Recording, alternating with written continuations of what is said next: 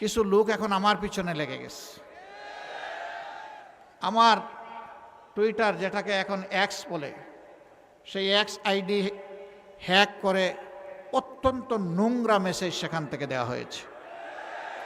আমাদের IT team, cyber team খুব দ্রুত সেটাকে রিকভারি করে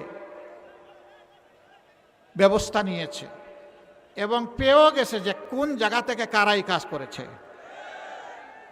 আশ্চর্যের বিষয়, একটি রাজনৈতিক সংগঠন এই সব কিছু স্পষ্ট হওয়ার পরেও এইটা নিয়ে তারা এখন ব্যবসা করছেন। বন্ধুরা, মানুষ চিনে কে কাকে কিভাবে সম্মান করে। আপনারা ধন্যবাদ।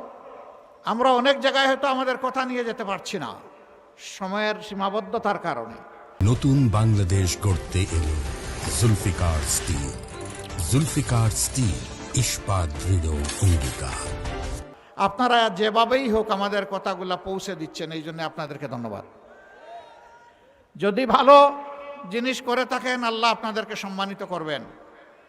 যদি কারো চরিত্র হননের জন্য উদ্দেশ্য প্রণোদিতভাবে কিছু করেন, তাহলে রাসূল করিম সাল্লাল্লাহু আলাইহি সাল্লামের হাদিস অনুযায়ী ওই পাওনাটা সমঝে নেওয়ার জন্য প্রস্তুত থাকতে হবে। আমরা সকলের জন্য আল্লাহর দরবারে হেদায়েতের দোয়া করি।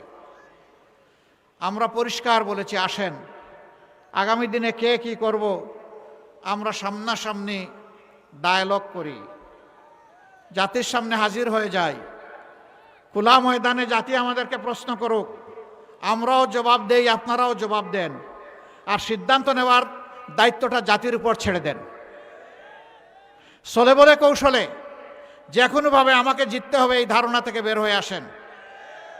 ওই পুরানা স্লোগান থেকে বের হয়ে আসেন, আমার ভোট আমি দিব, তোমারটাও আমি দিব। এই দিন শেষ, এদিন আর ফিরে আসবে না। 24-এর যুবকেরা ঘুমিয়ে পড়েনি, জাগিয়ে আছে। তার বুটের পাহারাদারি সে করবে, সাথে সাথে বাকি সকলের বুটের পাহারাদারি করবে। কোনো দুর্বৃত্ত এখন আর কারো বুটে হাত দিতে পারবে না ইনশাআল্লাহ। আমরা প্রশাসনকে বলবো, আপনারা দক্ষতা এবং নিরপেক্ষতার সাথে, সততা এবং সাহসিকতার সাথে আপনারা দায়িত্ব পালন করবেন। নির্বাচনকে সামনে রেখে জাতি আপনাদের জন্য দোয়া করবে। 18 কোটি মানুষ আপনাদের পাশে থাকবে। আপনারা মেহেরবানি করে কারো কোনো ডাইন বাম কথা শুনবেন না। আমরা কারো কাছে কোনো আনুকূল্য চাই না, কিন্তু আমাদের কোনো ক্ষতি করতে আসলে আমরা কিন্তু ছেড়ে দেব না।